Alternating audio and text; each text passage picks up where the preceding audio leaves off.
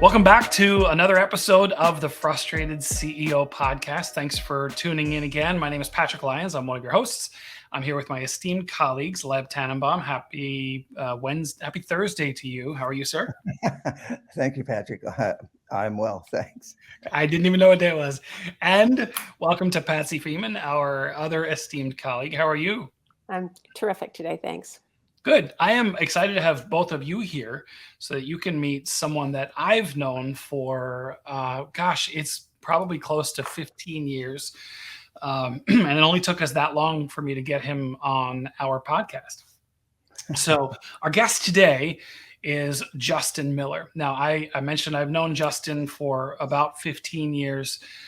He is a strategic C-suite executive. He has been for about 2 decades now, primarily in high-tech firms. As someone who not only knows Justyn, I've worked directly with Justyn, I can actually attest to his expertise in operations, in strategic planning and execution, and growing revenue, market expansion, business optimization, digital transformation, the client experience. It really runs the gamut. Where he and I have worked closely together is on building high-performing cultures, not just for growing companies, but also in some turnaround situations. Justyn has led companies exceeding $100 million in annual revenue. Today, his role is president of technology for a company called Anthologic, which is an umbrella company for 5 different companies within it. And Justyn is the president of Shift Interactive, which is one of those 5 companies. It's the technology company within Anthologic. I would say that one of Justyn's superpowers is he's a gifted communicator, and he uses that to translate business strategy into creative solutions. In his CEO roles, Justyn has operated with boards of directors above him. He himself has been on several boards. He's acted as principal advisor to boards, and he's even been a chairman of the board. So he understands the importance of and the challenges of governance and oversight in running a business. On a personal note, Justyn's a devoted husband, father of 2 boys, a serial entrepreneur. I can say that with authority, and someone I mentioned I personally call my friend. Justyn Miller, welcome to the Frustrated welcome to the Frustrated CEO podcast. Thank you. It's great to be here. Hopefully I can live up to that intro. That was you dug deep. That's great. Thank you. I did. Well, you're hired. I did. I did my homework. Okay, so let's start out. Before we dive into the business stuff, I mentioned serial entrepreneur. One of the things that you're into is drones, and I thought this was really interesting. You just told me this story. One of the things I left out of your intro is that I would consider you to be a very generous person. I mentioned you've got a pretty serious interest in drones, and you recently did something I would consider generous with your own drones. Tell us about that. So I've been working with drones very early on, probably 2008, if I remember correctly, when drones, you couldn't even really buy the parts off the shelf. I had to order pieces and parts from literally, 3, 4, 5 different countries in order to put a drone together back then. And they were all hand built, very, very, you'd work weeks on a drone. You couldn't just stop by an Apple store and pick one up and, fly it away. And so through that period of time, I built, dozens, if not more types of drones, and I've flown those. I've been lucky enough to fly those all around the world. Been asked to help on different productions and a number of different events. And that's been, what I do from a photography and I would say a hobby. But part of because of that, with the recent war in the Ukraine and watching what's happening over there, it really, I started looking at the videos, and this is the first time that, if you think about it, that a war has ever been filmed in 4K. It's, been filmed in 4K by the common man, with a small drone up in the air watching what's happening, and the terrible destruction that we're seeing happen, and the way that that's being broadcast, which I think has a huge effect in helping people understand what's happening. And it really hit my heart to see the atrocities that are taking place. And I thought, after looking at some of those very first drone videos that happened probably a day or two after the invasion, I thought, this is an area that I can help with. This is something where I can either sit back and watch the news, or I can actually make a difference. And so I started collecting a number of drones that I had, some specialty drones that I had built, some drones that I purchased, and I put together 3 large, very large shipments of drones. And I would say the overall cost is probably exceeding $10,000 in drones and shipping expense. And I had those shipped very quickly, which is part of the expense, over to a border town in Poland in a warehouse. And then those drones were distributed from Poland into the Ukraine within 1 to 2 days and used for primarily documentation purposes. And in those, I mean, it's been amazing. I've seen similar footage of what would be filmed with something we call an FPV, or first person view drone. These are kind of little race drones. They're very fast, and they've used these to fly over where the Russians army has dug in, and they can fly over very quickly. They can record that in a high resolution and then play it back in slow motion and actually see what's going on in those areas. And that's never happened before. Whereas a very small, within 3 to 5 minutes, you could map out an entire area and see what's happening. So for me, that was very important. It was near and dear to my heart. And we actually employ some contractors in our business in the Ukraine. We have several contractors. We're in touch with them.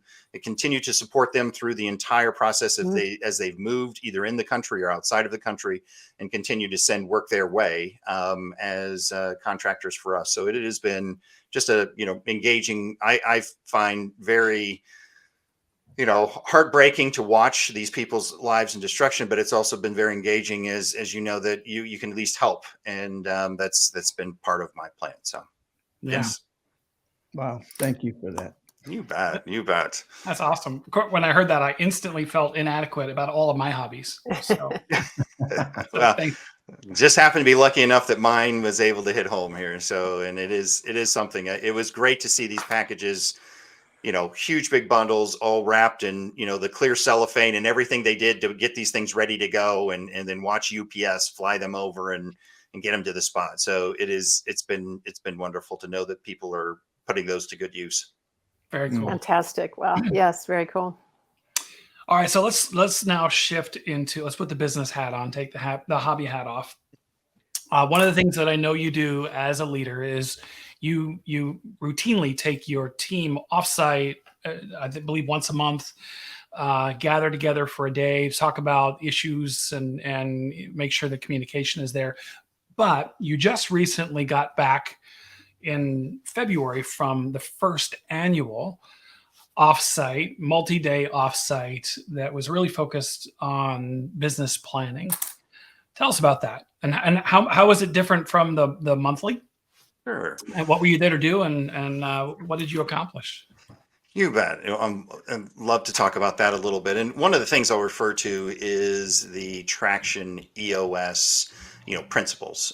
That has been very important inside of the business. It's one of the operating systems that we've used, inside the company. And the way I would describe that is, if you're not familiar with an operating system, your company functions in some way. And, we like to talk about all the culture. This is, amazing culture.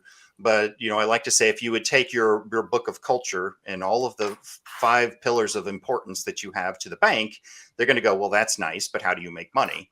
And, inside of that is what you need is the operating system of your business, and, what helps you from a financial standpoint, and what are your metrics, and, what are the things that, you really need in order to pay the bills.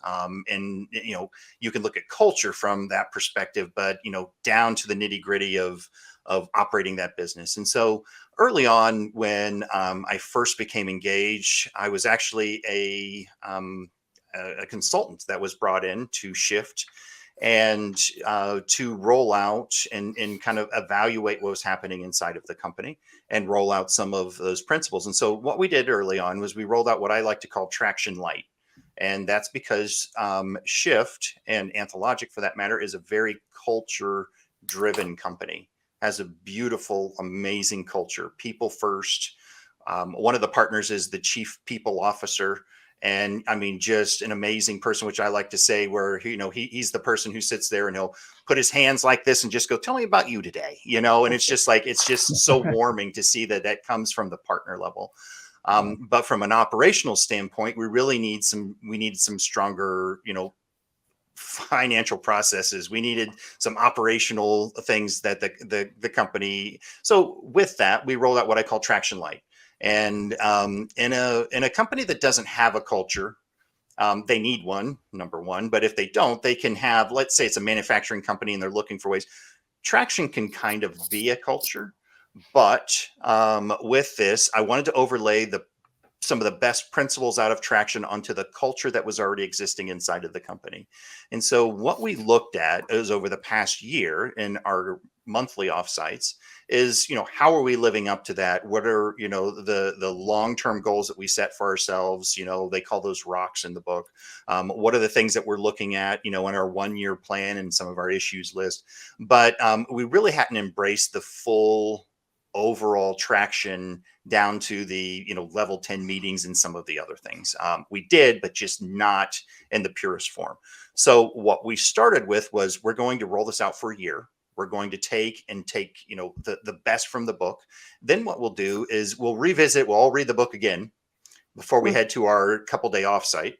And we'll now dig into what we call Traction Heavy, which is down to the smallest detail. And so I put together an 18-page agenda to go over 2 days that had a lot of detail in it, but it really went through everything from the very beginning. So we went through, analyzing every person inside of the company, making sure they were in the right seat.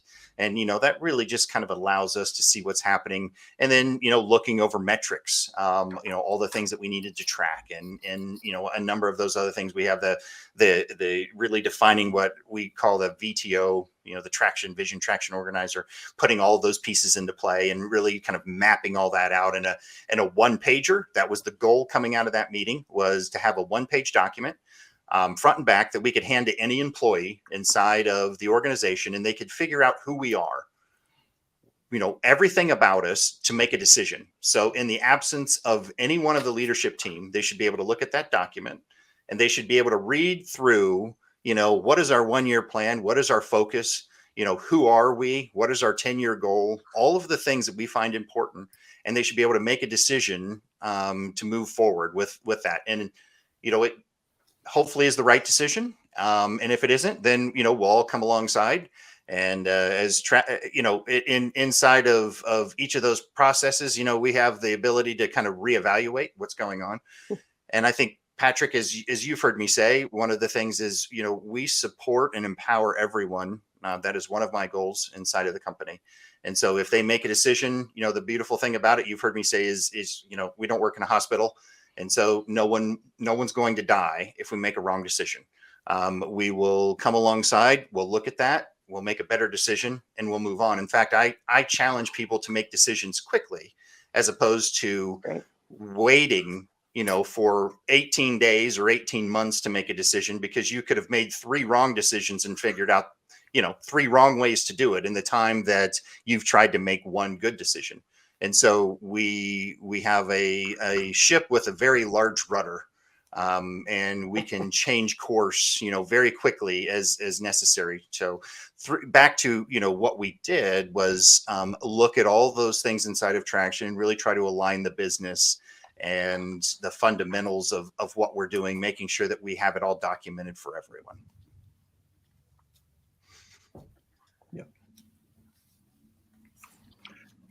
So you come in with an 18-page, just so I understand, our listeners can grasp this. You come in with an 18-page agenda and you leave with this sterling 1-page document shared with every employee that gives them the guidance they need to understand who they are in the matter and what rocks you've set. And value what you value, cultural stuff, and You bet. It's who we are, where we're going, and how we're going to get there with the right people in the right seats. I think that's probably as best as I can remember, a direct quote from Traction. So I didn't write that, but to me that's the simple piece of it: who we are, where we're going, how we're going to get there, and how we get the right people into the right seats.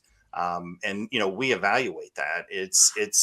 But one of the things that I would say key, if I wanted to back up for just a moment, it wasn't like we just jumped in. As you're all aware, and it's extremely important inside of an organization where you build trust. Patrick and I, if we've worked together several times, it's key for us to build trust around that table of people. And so there is a circle of trust inside of that room that you can say something and you believe that the person is doing that for the best reason possible and in the best way possible. And you're trying to listen to what they're saying without all of your filters on, right? So we each have filters, and somebody may say that, I hate that blue shirt you're wearing. And so for the next 8 times that I wear this shirt, I'm going to think that no one likes it. But, in that room, I have to try and remove all of the things that I've ever heard and all the thoughts that I have about myself and everything. And we just try and really create that trust so that we could be open and honest. And part of that was what I did was I started with an icebreaker that day in order to create that trust and honesty. And we went through something called, I've got it here. It's the Wheel of Life. That's the correct name of it. And I don't know if you've seen the Wheel of Life. I'm guessing you have if you've been around. So it's a large wheel, and around the outside it has spirituality, money, finances, career, health, fitness, environment, community, all the things, that a number of things. And then it has a scale from the inside to the outside from 0 to 1 to 10, and you draw a circle around, and then you look at that and you start asking some questions. And so we're really open about that. People went from a personal perspective. Well, this is maybe where I'm at, and if I'm looking at that, how does the shape make me feel? Am I out of balance in a certain part of my life? And we talked about that morning. That's the level of trust we have from a business perspective, from a personal perspective, because we really want to be well-rounded. And we really wanted to get, if something is bothering someone. So we kind of do this clear the air. If I've said something to Patrick and Patrick it's been working on Patrick for the last 3 days, we really need to get that out before we actually sit down and do really heavy lifting, because that could hinder the conversation. So that's part of that opening, of the offsite is really clearing the air, building that trust, and making sure we have the integrity and the importance of building out everything together. Those are key principles. I always say that, along with courage inside of an organization. I was going to say, in conversations you and I have had, you couple trust and courage. Why? I do. That was I can't take credit for the courage, because when I think about that was actually a Zoom call with Simon Sinek. He was talking about some things that he values, and when he talked about courage isn't as you think of, I've got to build myself up and be able to run in here and have the courage to do that. Well, to me, courage and the way that it was described, it's the courage to do the right thing. It's the courage to impact change, and you do that with people that you trust. And it's courage in the same way that you would have. I think the example he used was, you have the courage to jump out of an airplane because you believe in the parachute, and you have the trust in the parachute, right? And so the people inside of the room are the trust. And so I bundle those together because to me, without that trust, right, the trust that we build there, everyone in that room is the parachute. And through that, we have the courage to make the change and to step out and to do the things that we need to do inside the organization. And some of those will be hard. There are hard decisions to make every day. Not every day is an easy one. And sometimes there are very difficult things. But if you have that trust, and that when someone else you trust has your back, and when you walk out of that room, everyone is all on the same page, and they won't go and say that everybody voted, but again, if Patrick didn't like our vote, he wouldn't go, well, those guys all voted to go this way, but I don't agree with them. That's not a team of trust and commitment. And that doesn't make you feel like someone, has that courage to make those hard decisions with you when approached. And so that's what I really want to see, is that commitment to the team, the integrity, and, value that trust and courage. That's great. I have a couple of questions off of that. And I'm also thinking of our listeners. So in this early on exercise, this wheel of life, there's a certain really requirement for vulnerability and openness. And that's what you're after. Can you talk a little bit about how you protect that? Do you have certain ground rules for communication that ensure, and this is kind of the parachute kind of a thing, but that what I say in here isn't going to be used against me, or isn't going to go back to, somebody in my family and all of that. How did you handle that? Absolutely. Great question, because that's hard to establish if you're in a room. But what we do is we set the ground rules very early on. We did this, January. So that would be 2020, 2021. And through that process, it takes time for people to trust you. But at the same time, when you start talking about that, you can say something, and our word is just circle of trust. If somebody says circle of trust, then that means it doesn't leave the people who are in that room.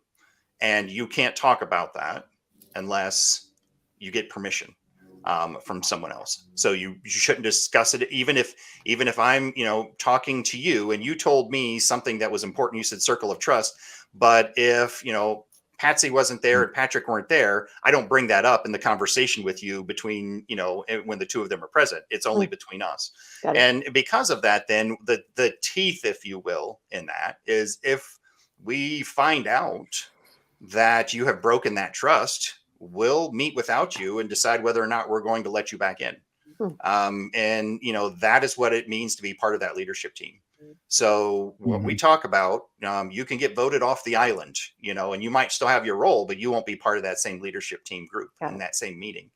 And that's what it needs to be, because if somebody says something that the best example, or not the best, but one of the great examples I have is, sometimes there are conversations or statements made, and you're not quite sure if some of those statements are completely true.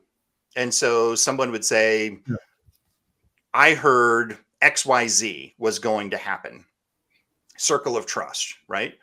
Well, then through the entire team, somebody might have some more information, or one person might be able to go out and verify that it wasn't true.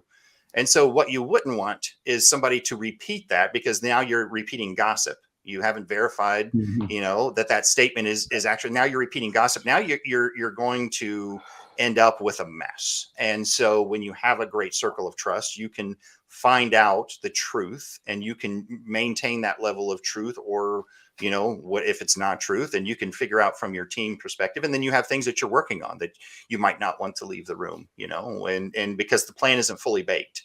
If that plan comes out half baked, then it could make people feel like, well, I don't know, do these guys really know what they're doing? I heard this from so-and-so, and she's, she doesn't seem to know, she can't answer any of my questions. So, that's where, when it comes to anyone on that team, making sure that everything has been ready to communicate. And then out of that, typically I like to ask at the end of every one of those sessions is, what are we going to communicate from this meeting? And Patrick was part of some of those things early on. I mean, those are statements that are just, but it's key. So we have things that we will hold back as part of trust, and we have things that we will want to communicate, and make sure that we're communicating those in the same way. Great. And that we're aligned. And that's one thing here. I believe that you can agree to his topic.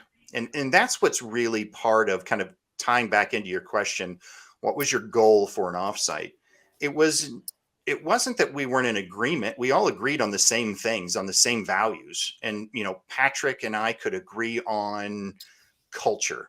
We could agree that culture is the most important thing. All four of us could look at this. Patsy could write something out and she could say, these are the words that we will define culture with.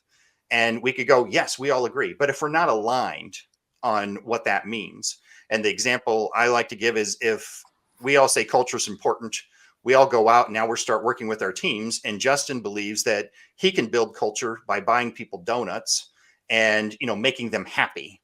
But Patrick believes that he can listen to people and engage them, right? So we all are trying to build culture, but Patrick gets upset because Justyn's just trying to make people fat and happy. And Justyn's like, well, Patrick just wants to talk to people all day. Well, we aren't aligned on how we want to build our culture, but we have all agreed that culture is important. And that's the key piece of what's happening in an offsite like this is you're building alignment that culture is important, and we will accomplish that through the following 5 things. And this is how we will roll that out. And this is the message we will have. Everybody votes. Everybody gets to that point, and you walk out of that room. And when one person says it, it should be very, very similar to the way that someone else says it. Yeah. Great. For the record, I love donuts. I do too. That's why I use that example. Yeah. That would be my culture. That and Lucky Charms. I don't know of anything better. So, So if we peel it back further, I'm thinking of a couple of things. And I'm also, again, thinking of your experience and our listeners. Go back to strategic planning. I've been doing consulting work this is my 34th year. Other than somewhat 2008, 2009, and the quote unquote, Great Recession, I haven't seen anything like this. I haven't seen this much change. I haven't seen this much fear. I haven't seen, this much disruption, whether it's supply chain or materials, and it really literally disrupting 2 of the businesses I work with, like in a major way. So the updates, these monthlies, can you just, share a little bit about, because here you come out, you got this 1-pager and it's just awesome. And everybody, let's assume everyone's aligned. And then all of a sudden, like there's a supply chain issue and you can't do what you thought you could do, or you can't get chips or whatever, whatever the case may be. How do you work with that so we can begin to understand kind of the short cycle and then the longer cycle of planning? Sure, you bet. So the short cycle is our team will meet for 90 minutes each week. And we go down through and so we have a list of, issues that we will kind of sort through on that list. And one of those could be, we like to go down through when you're in traction heavy, you like to go down through what they have that level 10 meeting. And it's not like I'm pushing traction. I have nothing I don't own stock in the company. Right. So that isn't the magic that I would say everybody has to do, but it works very well. There are a number of principles in that book, as well as, scaling up. I can name, 10 different books that you can pull all kinds of things out of. But, in that, when we start looking at our list of things that we're working on, we would have the top level items that we would solve for. So if, we see that a client is, in the red, so we actually have color coding for our clients, and we can say, well, these are running green, on time, on budget, under budget, things are going well. These are yellow, where we might be just exceeding a little bit of budget, or we're not meeting client expectations. And these are red. We're very concerned about what's happening. So we get a red box on the board that goes to top of the list. And, what are we doing to fix what's happening? Do we need to apply another person to that? Did we have somebody, take sick on that team and they're out for 2 weeks? And think about when COVID hit and you have people, we sell time. And if we don't have people who are available, we're not meeting the expectations of, what the client has set for that. And so we're falling behind. We're either not billing, or if we are billing, it could be set billing. And so we're not meeting the hours. And so in those situations, who do we need to pull from another team in order to make that happen? Do we need to augment that team with a contractor? What happens in those situations? So those are some of the first things that we bring up. What's running red inside of the company? And then we get on to, what are our goals? And so if we get through any of the issues So top level issues, kind of middle issues. And then we start talking about, okay, what are we doing to meet our goals? We need to hire 2 people, over the next 2 weeks for this project starting. Where are we at with that? Have we reached out to a recruiter? Are we on LinkedIn? What's going on, with somebody in the organization? We have, 3 projects coming up on our delivery board. And so, who is going to take over? Are we rolling teams over? So, again, very operational issues, but those are the types of things that happen in those weekly meetings. When we get to monthly meetings, now we're talking either about the reds that we haven't solved. We're talking a little bit about those goals that for the quarter, to making sure that we're giving those enough time, because typically we don't have time every week to talk through, our monthly goals. We try to, but we don't get there. And so are we on, path to hire the people? Have we, got the metrics in place that we needed? We saw a bump in this level on our P&L. Where did that come from? Those types of operational issues that we would see that would derail us from hitting our goals for the end of the year. And so if we have a goal set to, top level, financial, what is our net, if we're seeing anything type, we're not meeting our margins, those types of things, that's what we're talking about, our monthlies. And making corrections. And some of those get pushed down if we see something really kind of change. But we might, you have to realize what's important and what can you change, today? Is there something we can change, or is this, a future project or a future goal? Those goals then also roll down. One of the important things is they roll down to other people inside the organization. So if I take on something, that might be my goal, or that might be something for one of my team members, and I'm just responsible for it. And so then we'll talk about that. Well, this was your goal. Did you have, 3 people, Billy and Sally, work on this in order that we can kind of roll those up inside of the teams? And so, and then we talk about risk. So we look at risk. What's at risk inside of the company? Employees, it's a huge area in our talent pool. The wages have gone just astronomical in this area. Large companies are, offering employees $50,000, $60,000 over what they're being paid today. And, what are we doing about that? You can have a great culture and you can have a great place to work, but there's only so much that, $60,000 in their pocket. So that's, how do we overcome some of those issues, or can we? And what are we doing about it? So those are, those are the struggles that really kind of keep us up in our business. And that's how hopefully I'm helping answer your question here, but that's what we solve daily versus monthly. Thank you. Yeah, that's really helpful. It is helpful. Justyn, I have a question. You mentioned earlier when you were talking about the offsite, you mentioned looking at metrics. One of the things that I know Patsy, Leb, and I, some of the more complex conversations we've had with clients have been about creating the right KPIs, the right metrics. They're putting together the right CEO scorecard that a CEO can use, not lagging indicators where the books are already done and I'm looking at something that I can't influence, but instead trying to identify those leading indicators, something that would tell me today that we are not going to hit that goal for the month or for the quarter. What's the process that you went through, thinking, for a listener who's experienced that same thing? Gosh, we just can't get the right KPIs. We can't switch from lagging indicators to leading indicators. What's the process you went through? What advice would you have that might help move somebody along? Sure, you bet.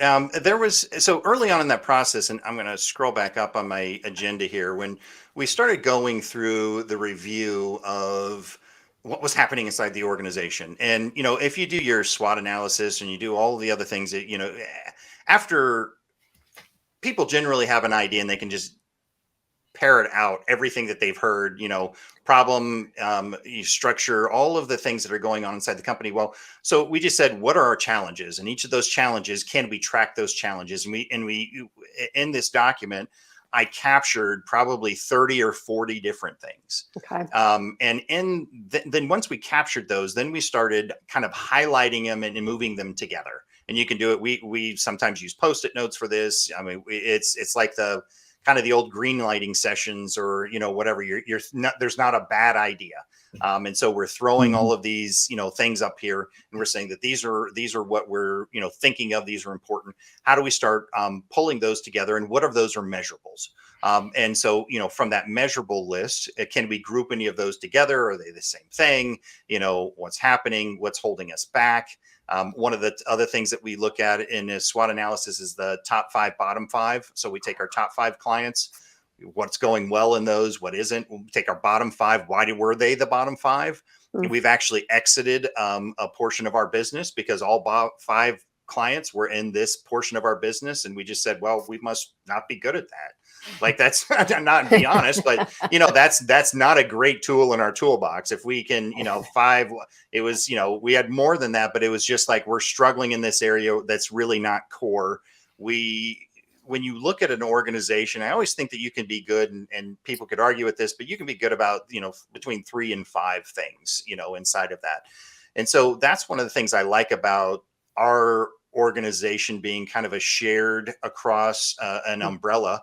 We have 5 different companies. Each of those 5 companies can be good at 3 to 5 things, but we're all underneath the umbrella, and we can reach across the aisle and pull someone else, a subject matter expert, or someone who is amazing at graphics, or, you know, whatever it is. And they can reach into our team and go, we need somebody who can do development in PHP and get whatever this, you know, is not working. We need it working. What's going on here? I've seen posts like that. Someone will post something across the company and go, I'm getting this error. I need help. And, you know, one of the developers will jump in and go, well, that's because you're missing a comma here and you need to add this, you know, and it's like, okay, thank you. And off they go. Right. And so that's the beauty of having, you know, different, some of the things we do. But back to your question, when we started looking at those, we started grouping them together, and then what can we measure and what is important? So you don't have, you can measure everything if you try, you know, and put a number on it, and then who's responsible for that. So I go back to, you could measure it, but if nobody's responsible, then you just have a group of things, and everybody's like, well, that doesn't look good. What are we going to do about it? And, you know, but there, it needs to get back to, and you know, one of the principles is everybody has a number. And so it could be that, you know, we were just talking yesterday, making sure that in our write-off is a team principle. So if that team is working on a project, making sure the write-off doesn't exceed a certain percentage. At the end of the day, it's probably the you know, could be the account lead, or it could be the delivery lead who's responsible for that. But the entire team is really responsible to make sure that they're working and not exceeding write-off levels. And so some of those that I have, you know, you would think everybody is already looking at their, you know, net margin, and, you know, they're looking at their revenue, and they're looking at their overhead, and they're looking at, you know, all of those things. But what we started looking at is we'll be tracking, we're building dashboards. It's one thing that's great about working for a software company is we can build a lot of really wonderful things, or implement that. But, you know, we're looking at how many, we use a product called Jira, and in there we have, you know, cards, and, you know, with those cards, so we'll pull out to a dashboard, you know, how many cards are completed, what's the velocity of all of those. We'll compare that over to the ratio of what's happening, you know, from a billing. So our burn rate across the top. And if that continues, will we meet, exceed, you know, or fall short of every one of those metrics? And so along with that, we wanted to look at billable percentage, you know, progress to our yearly goal on a couple of those expenses, not just expenses inside the company, but one of the areas is if we have contractors, what are the contractors' expenses? And, you know, because sometimes those get buried. They're not like employee expenses. They can actually be in a different area. Number of commits, which is something, you know, if they're in PRs and a couple of other, you know, kind of technical things. The proposals that we've sent, right? Those are common sales, you know, so how many proposals, how many contacts are we getting? But we're putting all of those into dashboards, so we have a view at that monthly meeting of what's happening. And then some of those will magically, hopefully, continue to update on those dashboards that we're building. And the team can get a look at our weekly meetings to see before we hit, you know, the ditch. And that's one of the ways that I'll roll this back and then make sure I answered your question. But when we start looking at this, employees always ask, well, what's in it for me? Like, okay, great. You went to this offsite. I'm sure you had a great time. I'm sure that was important for you, but what's in it for me? And, when we think about the company, and the way I describe it is, we want to make sure that we're not just, hitting the guardrail or staying out of the ditch, but the employees out front, they're like the headlights, right? They're ahead. They can see before we even cross the yellow line. They can see, if the customer's unhappy, right? They know if they're talking to that client and the client isn't getting their expectations met, they're going to know that before I do, most likely. And they're going to know that if the project is not meeting, internal expectations, or we're over designing that project, and so now we're going to go over budget, they have a pretty good idea that that's going to happen before it shows up on a delivery dashboard somewhere. And so that's what's in it for them. It's like, you can help us. You are headlights. You're looking ahead. You can report back to us before we actually even cross the paint, and let us know to keep us, in the lane and keep us successful. And through all of that, our goal is to make sure that we have an amazing place to work and that we're paying people a great wage. And the less write-offs we have, the more effective we are, the better rates we have, the better code we write, the better, larger customers we get. That improves. It isn't like, people are shoving a bunch of dollars in their pocket up top to keep everybody from getting paid. It's exactly the opposite. We're making sure that we can continue to pay the employees and meet the market demands. And that's how it helps everyone. We kind of tie that back. That's really good. It is good. So I have another question about the offsite, the first annual. So you go to another location and it's warm, right? And you start with this 18-page agenda and you get all this stuff done. What did you do that was kind of in the culture lane, or what did you do to have fun with each other, get to know each other better, and kind of bring that energy in and then bring it back? Well, it is. This is a really fun team. We've now been together over a year. We've worked on a lot of things, and typically we will say, hey, it is. People will be very open, and I go back to that. I think that openness is, I'm either struggling in this area or family members struggling in this area. This is what I'm going through, and I just want you to know, in case I feel like you feel like I'm not here today, or whatever it is. Like, they'll do that in some of the daily meetings. So that's how open and honest it can be. I'm not saying it has to be for everyone. That's the level that they have chosen to be. And so through that, everybody's just like, hey, we're going to get through this. And then at 4 o'clock, we're all going to go off and, walk down the street till we find the first, place that's serving the alcohol that I like, and we're going to go into that one, and and then we're going to have some fun there, and then we'll walk down the street, and we'll just kind of go around and have a good time. So this was part of, you could say it's a little bit of a reward, as part of that, but the team then bonds all together. It's not forced. They wouldn't have to, but it is one of the areas where we're just like, let's go out and have some fun. We're going to go out and get a good meal. We're going to find, some great restaurants. We're going to find a couple areas to watch the sunset. The CEO of the entire company was there. And so he's like, hey, here's a great little place down here. We're going to start here. We're going to go to this one. We can, squeeze over here to a cigar bar and see what they've got. And then we'll go over this place. They have, great drinks and live music, and we'll watch this person, so it was all kind of like a walk around, everybody have a good time. And then the next day it's like, okay, well, maybe we'll start, an hour later. But we will get, together, and we're going to have, finish up the last part of that, and then kind of do a download at the very end. So we definitely, even if it is an 18-page agenda and there's a lot of items on there, it is one of the things where stop and have fun. Make sure that we always say that, if they stay a day before or day after, that we're lucky enough the company, covered that and a little bit of extra on there. Now, if they stay 3 or 4 days extra, that's on them, but, have a good time, take a few extra days, use this as an opportunity to kind of recharge, rethink. And that's what I think is drawn the team together. Sounds like fun. It does. Justyn, I have a question about leadership presence. I've been in enough rooms with you to know you command most of the rooms that you're in. whether it's, you can shrug, but I've been in those rooms. I've seen, um, how have you, some of that, some of that, I think, some of that, those are inherent traits that maybe you're just born with, right? Height, presence, charm, humor, all that aside, how do you sharpen, how have you perfected leadership presence? How do you, have you worked on it through the years, or is it all just, no, I wake up, but I wake up looking like this? What have you done? I would say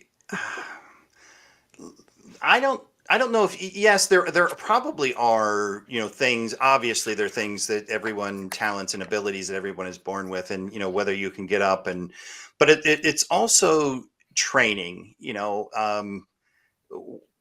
I wasn't born to be a great parent. That is one of the areas that I had to work on. In my life, I had to learn about that.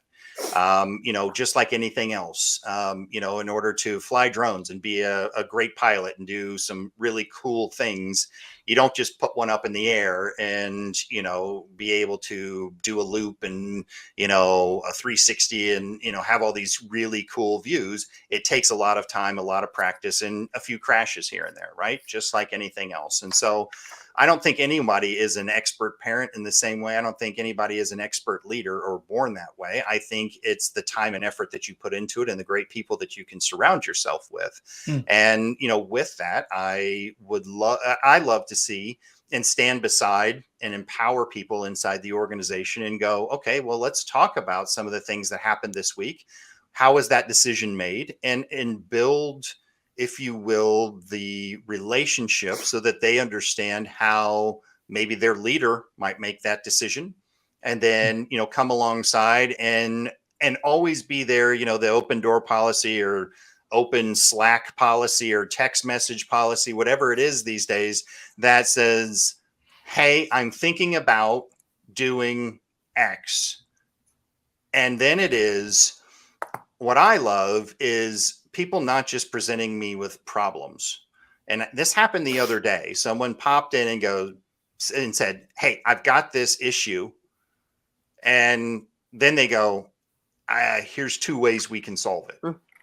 And, that is the definition to me of a leader, because they're taking an opportunity, even if they were maybe not the best ideas, which they were great ideas.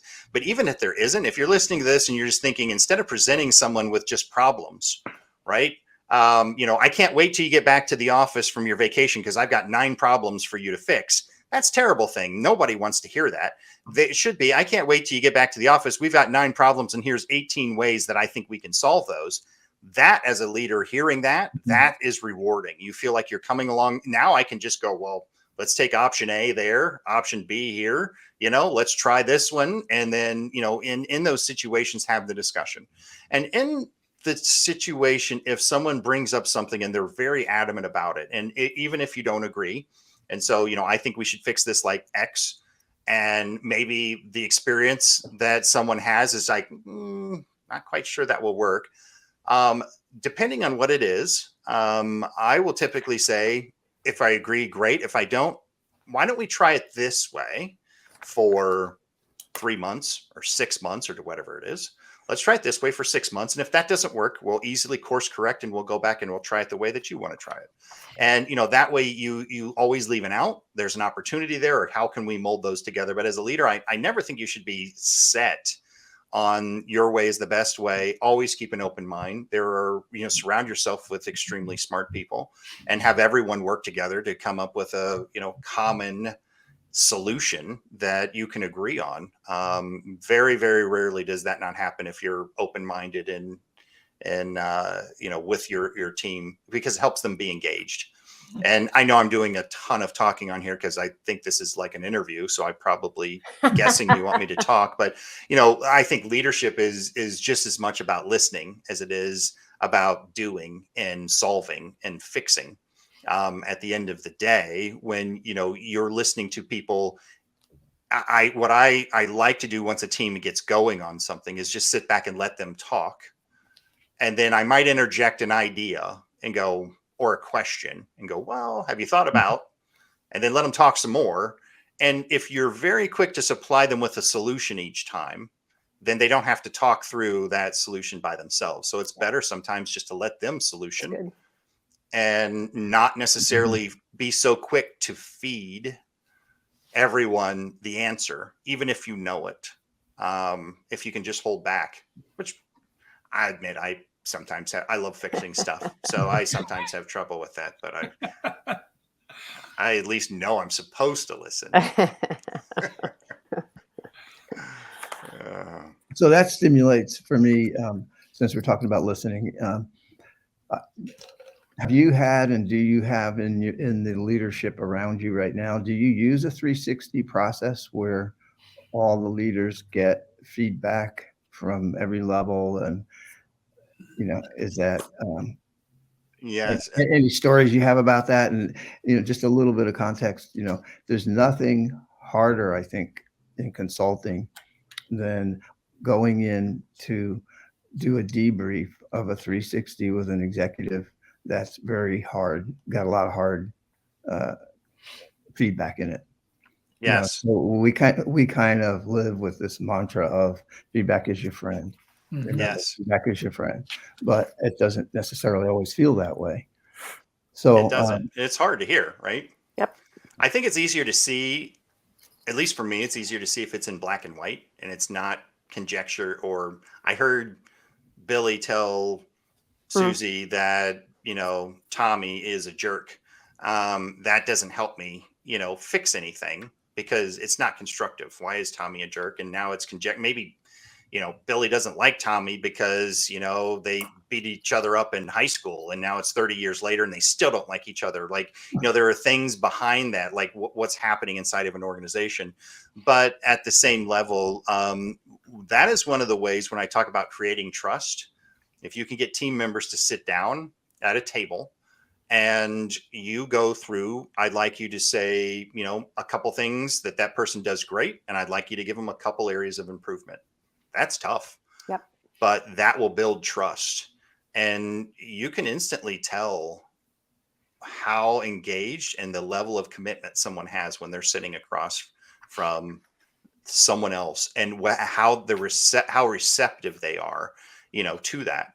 Typically, I think we all know what our weaknesses are. Most people, I've seen some instances where people actually don't, but that's where 360s can help.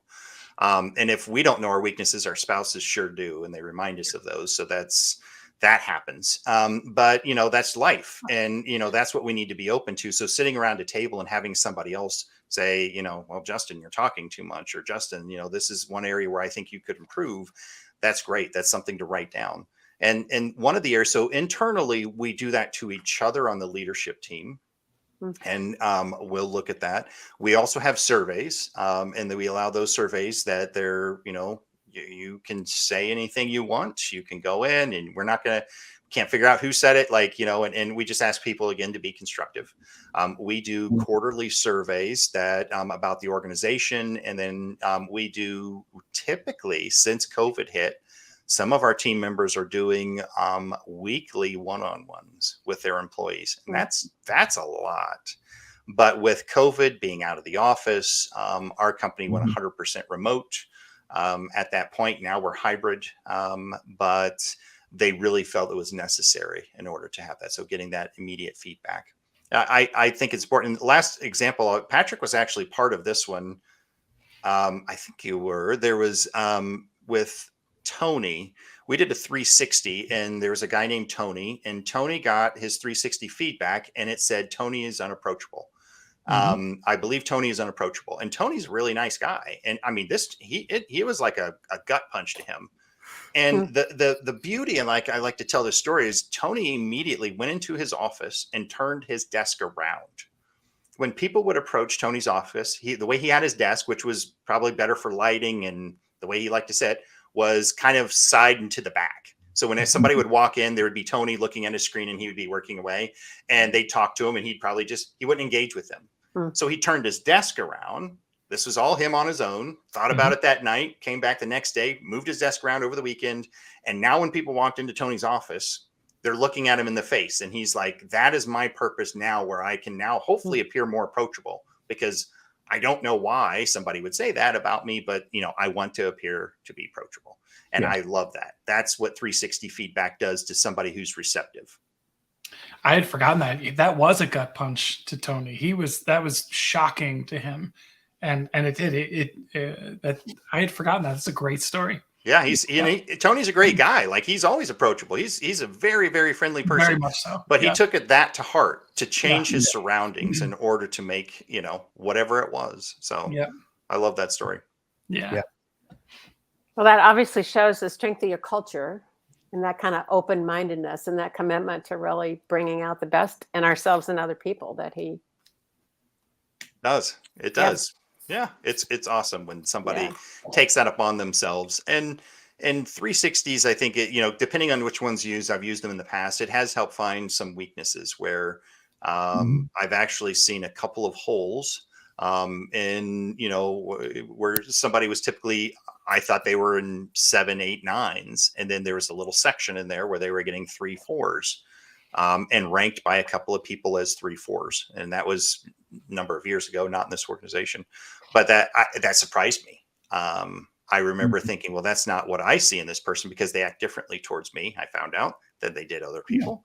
And that can happen in a certain situation. So that helps you uncover those things. So 360s are hard. Some people are not for them. There's a lot of people who are like, 360s, and I think you can really help in an organization find some of those hidden pockets of what's happening. And if not, it's verifiable that everything is running great or not, and what's happening, how you can point to something in black and white and fix it.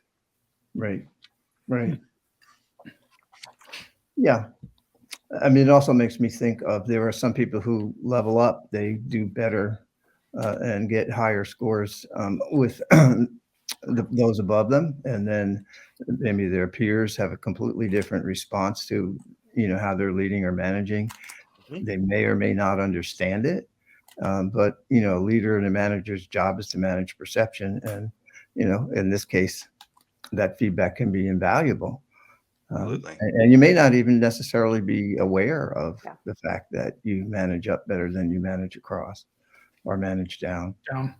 Yeah. And think about it. If you're a leader who is willing to make that change and the employees see that, then they're likely to make a change inside. Because if you're seen as a person who isn't willing to make a change, won't make a mistake, never admit to it, then what do you think they're going to try and mirror? They're going to try and never make a mistake and be that perfect. No one can. You can't, everybody makes a mistake. And so your willingness to be vulnerable and open to everyone on your team will also, I believe, show that and help find problems quicker. They're not going to try and hide things because they don't want to be like the person who makes the mistake on the team, because everybody makes a mistake. Now we can all fix it. And if we don't know about it, right, you can't do anything about it. So if they're seeing people make changes and they're seeing people open to, correction and willing to do that in public, then they will as well. And that, I believe, leads to open communication across the entire team and a stronger engagement and support system. Yeah. Yep. Agreed. So we live in a really sensitive world right now. Set aside the pandemic and all the chaos. We live in a sensitive world, and there's DEI. There's a lot of things in play that are not necessarily metrics on a plan that can and I guess what I'm getting at is trust is a living thing, right? Culture is a living thing. You may have high trust and something comes across and you're scrambling, right? And in the culture as well. We've seen, how many things have we seen, especially with social media and the internet, where a leader said something maybe off the cuff and it came back and it was a knockout kind of a event. How do you have any guidance for our listeners around just the importance of communication, not tiptoeing through, everything, but it's just, there's such sensitivity right now. And I'll just share this one thing. We were working at a company that built a really strong culture over a 3 to 4 year period. And in 2016, an election started. And then the topic of safety came up, and it led to safety as it relates to guns. And that place got ripped apart, that culture. It was a strong enough culture that it came back together and had the dialogue, came to some really acceptable ways to deal with our differences. But I'm sure I know the CEO was frustrated. Sure. There were people on the leadership team who were really frustrated, and this is a frustrated CEO. And you're a president, and you've got boards, and anything to share about dealing with differences and the kind that can, put you on a slippery slope or fracture something. It's I think it goes a long way. Communication, you were talking about communication goes a Yes. long way to understanding, and what does it look like to sit in someone else? And we talk about that, but also taking training on those issues, because if you haven't heard it from someone who has lived in that area as a white male, in the environment, I haven't had to think about some things the way that, an African American female has, or an African American male has, or, Mhm. how they've looked at everything from how they drive down the road and how they're approached, if they are approached by, a police officer, or what happens.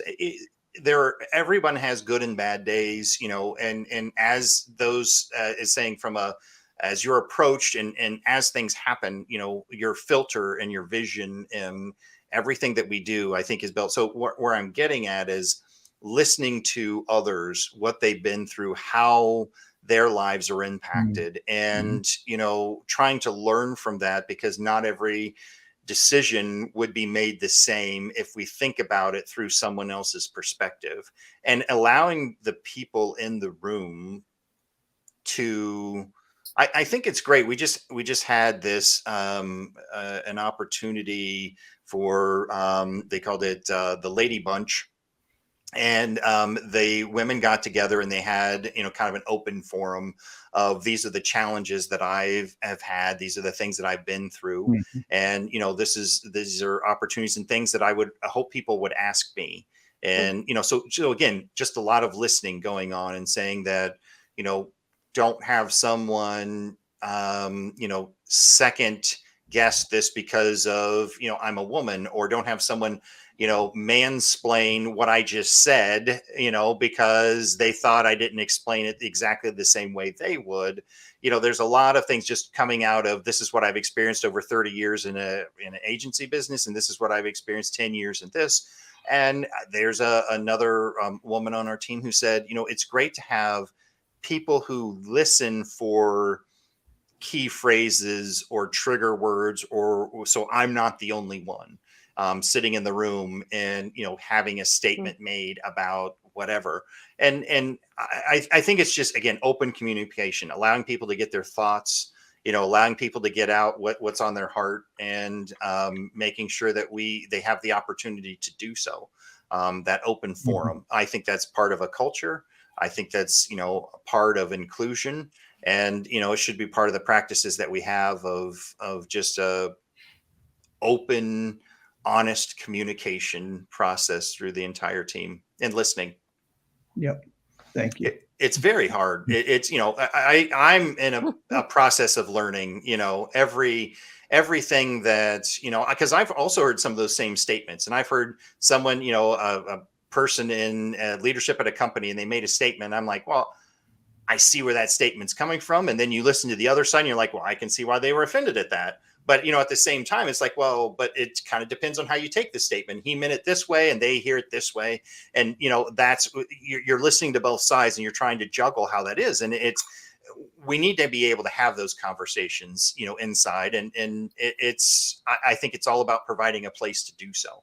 And then getting people to be part of it. It shouldn't be opt in. It should be something where, this is part of what we do here. And this is part of the training process. Mhm. And we have, DEI training. And it's also one of the things I heard is now they add B to the end, right? For belonging.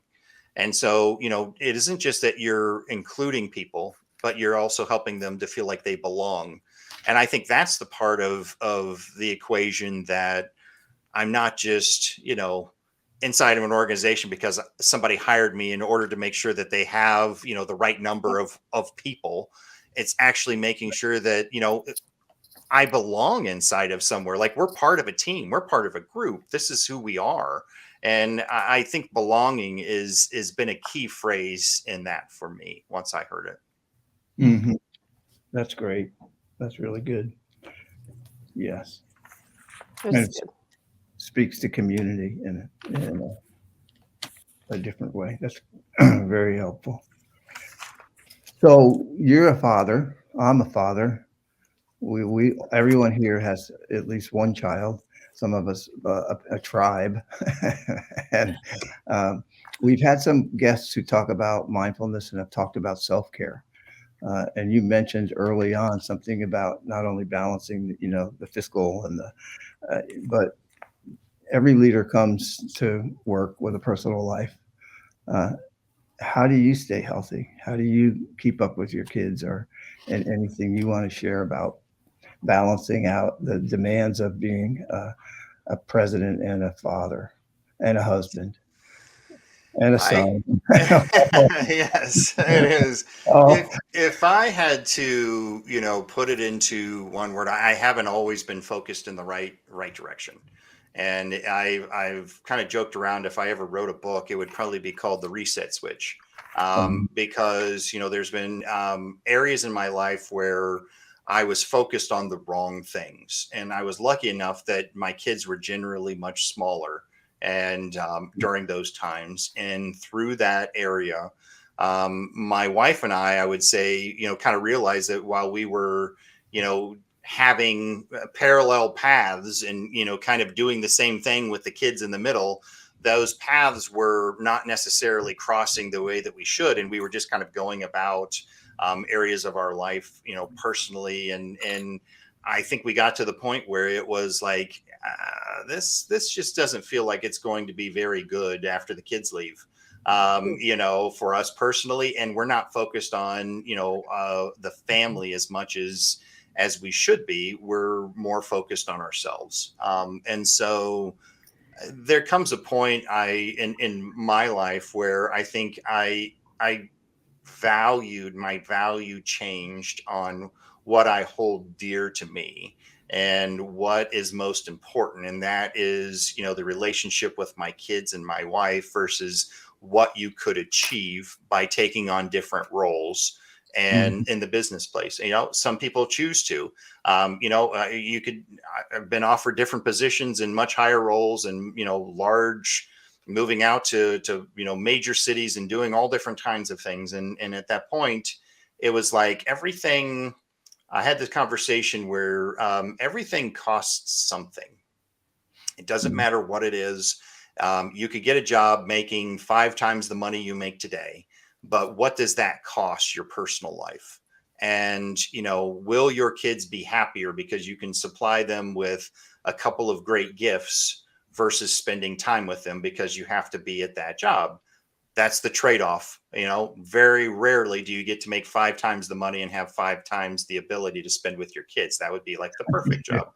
So let me know if you see one of those. But that's when we look at it, is I would rather make less. I would rather have more flexibility. I would rather be able to be at every one of my son's soccer games, like the last night when it was 32 degrees and freezing, but watching him score 3 goals in the same game, a hat trick, that was awesome. That was great for us to see our son out there and being a part of him in his life and celebrating him and who he is.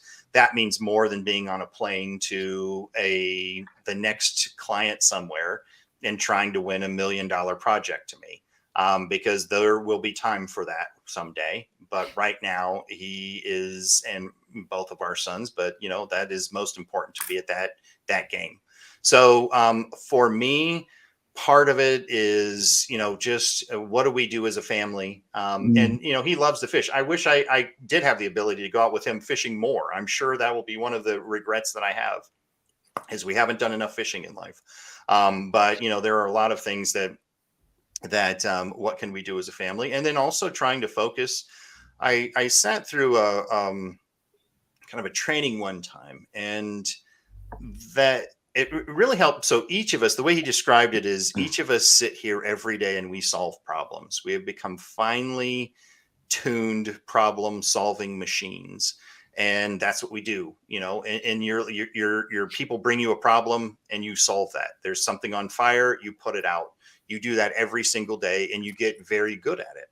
And you do so with, a massive bear gun, is the way he put it, right? You have this you handle everything, with a huge sledgehammer or whatever it is, because you put out the fire very quickly, you wipe it out. Well, then you walk into the door at home and you have a child who presents you with a problem. And what do? You whip out the big sledgehammer and bam, solve that problem, or the bear gun, when really you should just be listening. The child just wants to be heard and say, I had a bad day. And they're not asking you necessarily to even fix the problem. Maybe they are, maybe they aren't.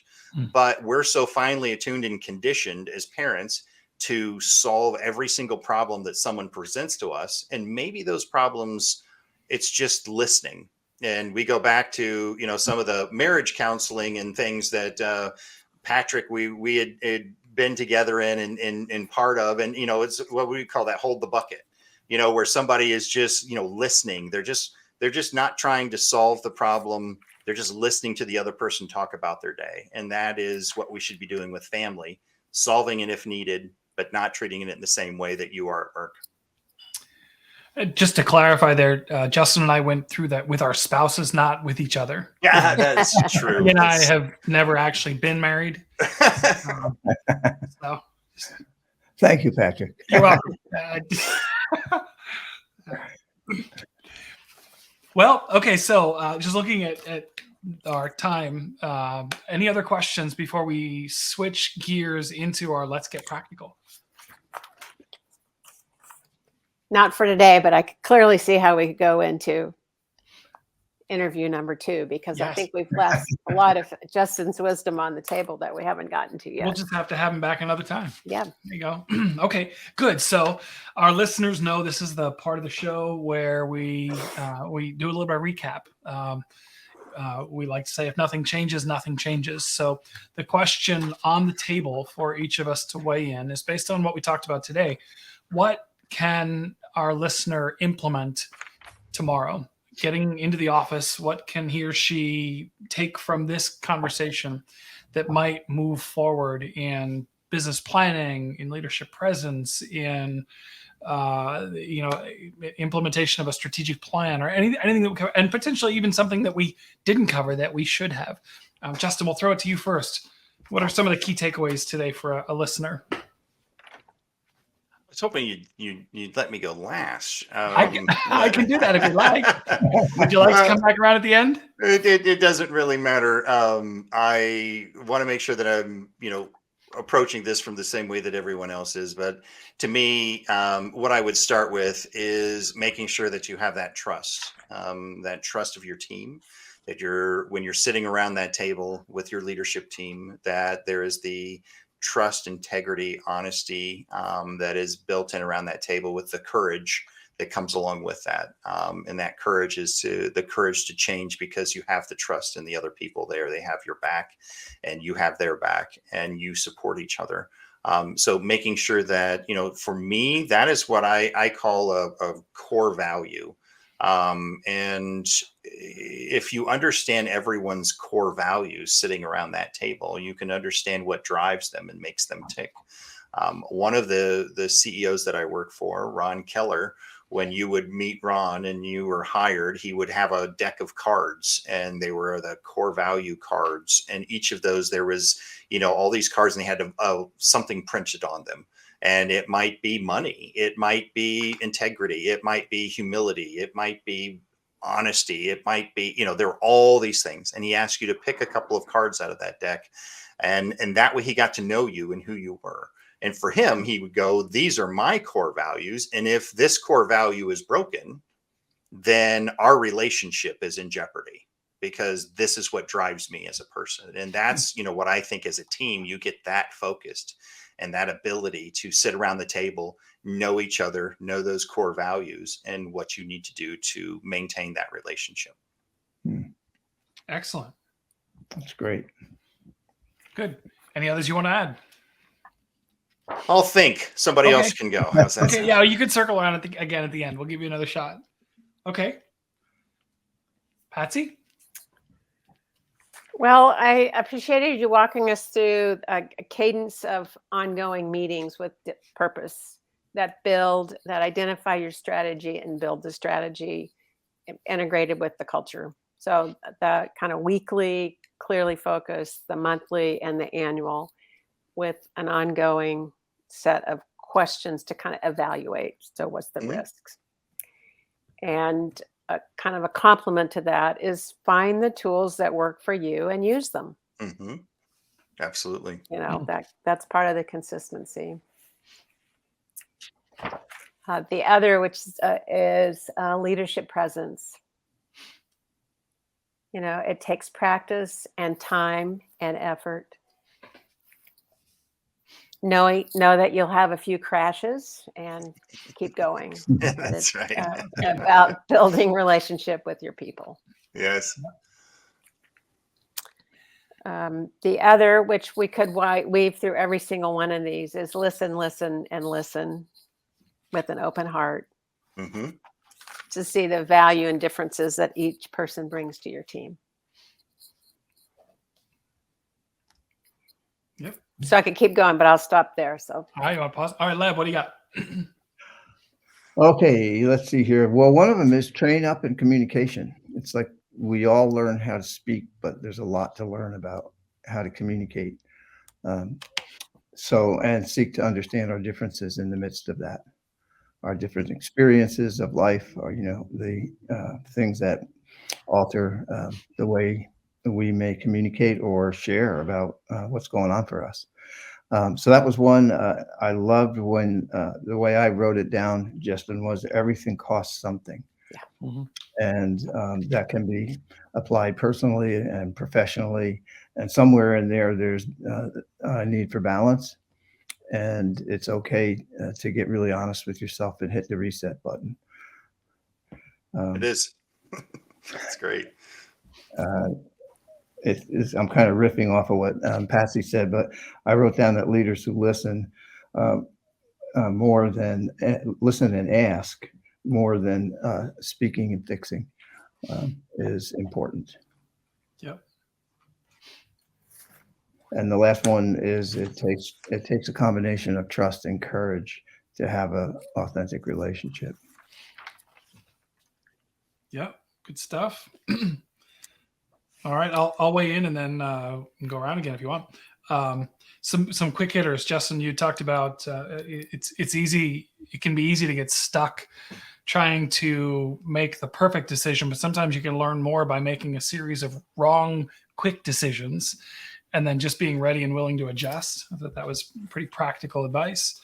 Something I don't know if it was just a throwaway, but you talked about always make sure that you're clearing the air before you're trying to forge ahead. And, whether it's working on the business or working on a relationship, you've got to make sure that you're clearing the air, because whatever it is that I'm holding in is going to prevent my ability to really engage with you. And so I thought that was really good.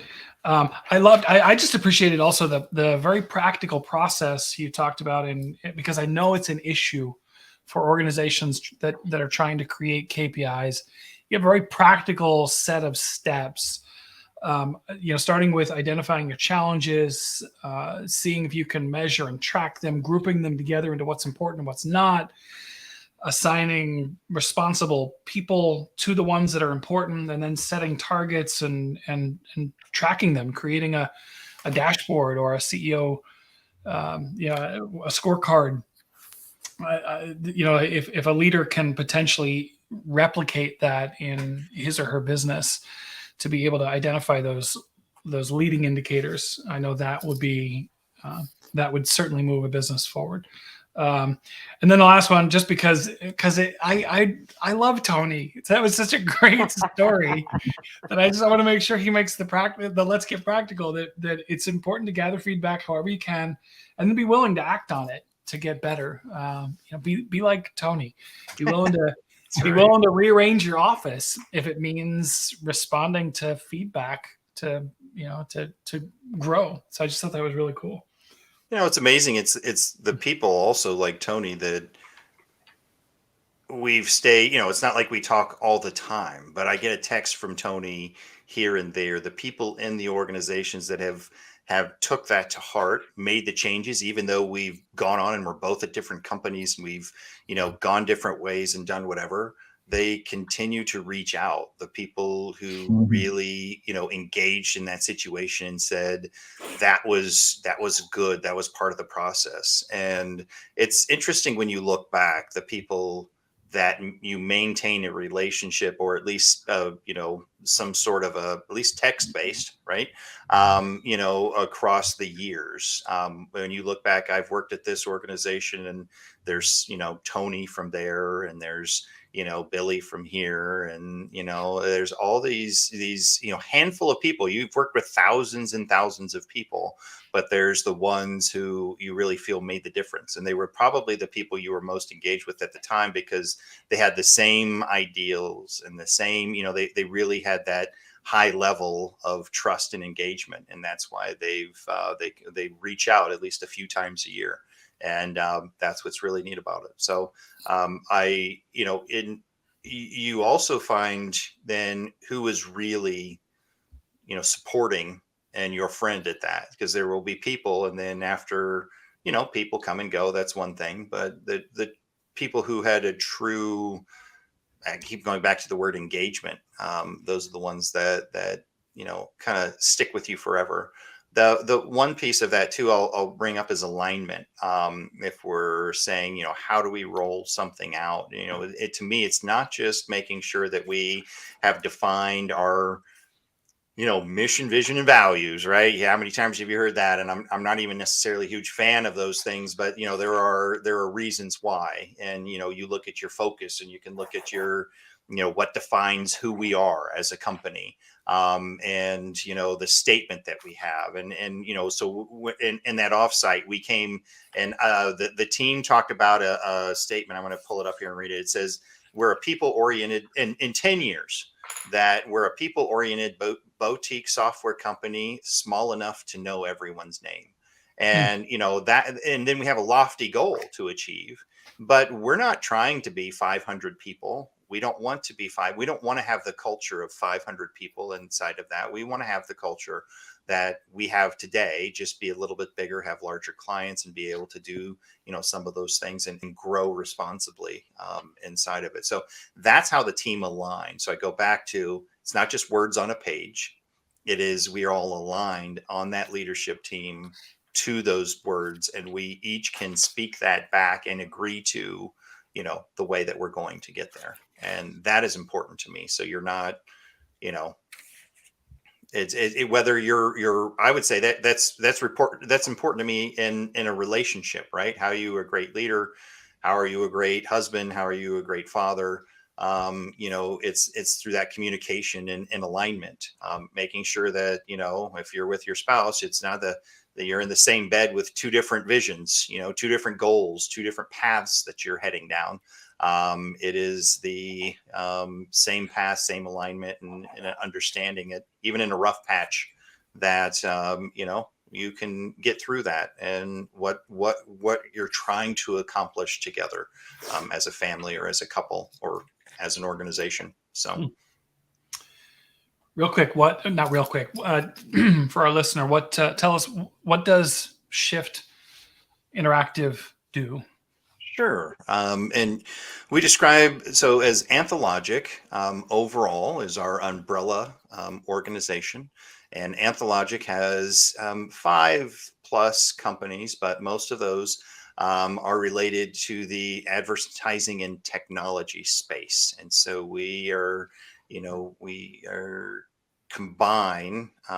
So usually if you have an ad agency, and that marketing or ad agency or digital agency will, create whatever it is for you. We create commercials, we create, point of sale material. We do everything that you would think of that an agency would do, but we also then combine that with, we can create and have some of the best and smartest developers that I've ever met. And we can tie in from the shift side of what we do is tie in, databases. So the worst thing in the world is if you're trying to, get a hold of your customer data, data visualization, and you have all that data in 5 different databases. And how, do you run 5 different reports and figure out what that is? Or how do you get to turn up a customer on and input that data in 5 different ways? Or, how is that all coming together? And so we have worked with a lot of major companies to help them either in app or software development, data visualization, take large databases and distill that down, with a couple of clicks, and somebody could output a PDF. And so, take 2 billion transactions and figure out that somebody could go, well, why is store A selling more than store B? And a manager could go in and simply click a couple of things and out pops a PDF. And he goes, oh, well, that's because they sell more of the gold service here, and this guys are down on the silver. And that's why the margins are so much better. And so our teams will be able to kind of distill that data down. So from a Anthologic perspective, we have the agency. So Performance Marketing is a marketing ad agency. And that's been around 20 plus years, 24, 25 years. It will be coming up here. Then we have Shift Interactive, which is the technology side of the business I've talked about. We have an animation studio, Vector House, and they do visual. So everything from 3D design to hand-drawn, and really help with, instead of reading a paragraph of text, they can do an explainer video of 6 seconds. And that will explain your product in 6 seconds to 15 seconds instead of somebody, trying to explain to them in 2 paragraphs of text, which they'll never do. So we do that. The other side is we have a SEO, SEM. So, when it comes to search engine optimization, management, all the pieces that go with that. And I think that's everything. Is that 5? Did I go through them all? But so from our company, we I really love just it as I go back to the culture and atmosphere that the company is built around. And to me, it's all about the people. While we do enjoy what we do, we also enjoy the people that we work with. And that has been a really fun place to be. Excellent. Yes. If someone wants to get in touch with you or learn more about Anthologic or Shift Interactive, how do they do that? I'll have you embed a link right here. No, just go to anthologic.com, and that will link to all of our, including, I should, flat out branding. That was one of the things. I'm sorry, I did miss that one. Getting engaged. Flat out branding is one of the other areas where we do fulfillment and kitting. And so if you have one of the largest parts stores in the United States, and every time they switch to a new July 4th sale, they will combine all of that material, whether it be floor mats, placemats, window stickers, all that, and ship it out to every location. So we have that piece. But anyway, you can go out, you can see all 5 businesses that we're a part of. And that is happy to answer any questions people have. So excellent. Patsy, Leb, any final thoughts? It's been fantastic. It has, incredibly engaging, thought-provoking. You And were right. practical.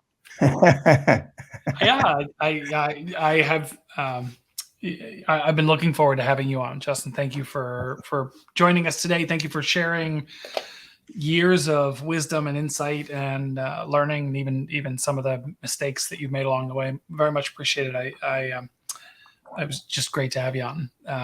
Great to be here. Yeah, listener, thank you for sticking with us for another episode of the Frustrated CEO podcast. If you want this episode's Let's Get Practical, as well as all of our prior episodes, you can get that directly from our website at thefrustratedceo.com. If you're on LinkedIn, you can also do a quick search in the search bar for the Frustrated CEO podcast, and you'll see our page there. You can not only get the Let's Get Practical there, but we do daily video clips specifically from this and all prior video interviews as well. So you can subscribe to that. And with that, I think if there's nothing else to add, then we'll just say thanks for tuning in, and we will see you next time on the Frustrated CEO podcast.